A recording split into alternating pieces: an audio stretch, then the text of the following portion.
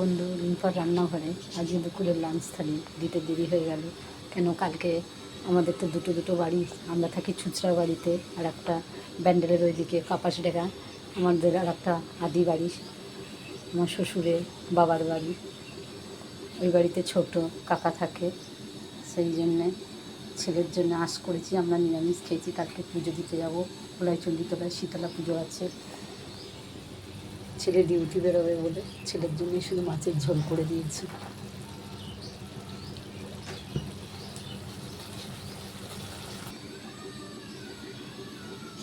দুপুরের লাঞ্চ থালিটা কেমন হলো বন্ধু কমেন্ট করে জানাবে। একটু ধনে পাতা দিয়ে দিলাম, ট্যাংরা মাছের ঝাল করে দিয়েছি মাখা মাখা করে।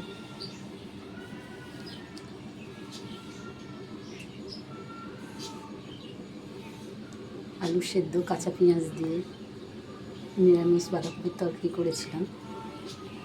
জল ভাত। কমেন্ট করে জানাবে